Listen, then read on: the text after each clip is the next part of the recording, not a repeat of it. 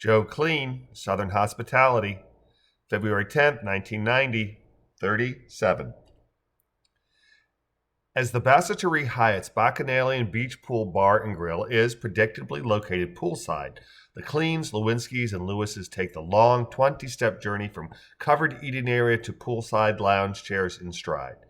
Wow, Kelsey says, surveying the sparsely populated play area. This place is practically empty. Yeah, Daryl replies with a double nod. 4:30 seems to be the beginning of low tide around here. People preparing to party through the night, gals getting glammed up and the like.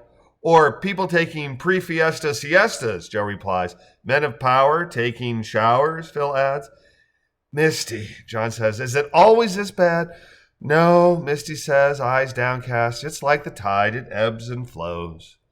Hey, Joe declares, bike ride. I wanted to tell you the story of the world's stubbornest collie, and you might even get to meet him. Is this dog local or are we talking Roswell? Julie asks. Roswell, Joe says, and he's on the bike route, maybe 10 miles north of where you live. Anyway, every week we go by this country house on our shop ride, and a little collie comes to the end of the driveway and yip-yap paddywhacks at us.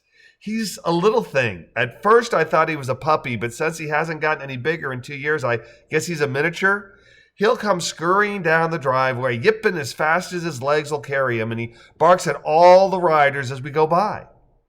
We know he's going to be there, and usually we just shift from our lane over to the oncoming one. It's just a 2-lane road, so there's not a ton of room. But last fall, as we were going by, a good old boy in a pick-em-up truck was coming towards us, so moving over wasn't an option. We're all calling out, car up and dog up, but there's only so much we can do given the circumstances. And next thing you know, Steve Middleton bops right into the poor little pooch.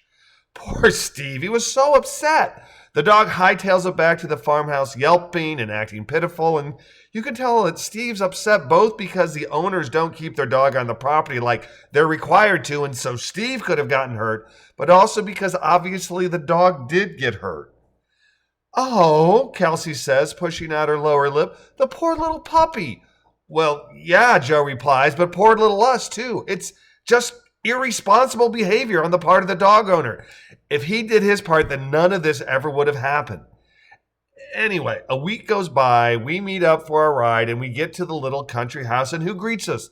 The dog, in a cast! He comes limp running down the driveway, yip-yapping away, having learned nothing, just like the owner. We all laughed, and Scott Carruthers says to Steve, well, I guess you couldn't have scared him too badly. Steve just throws his hands in the air when we ride on. Guess there's some folks who just refuse to learn no matter how dear the lesson.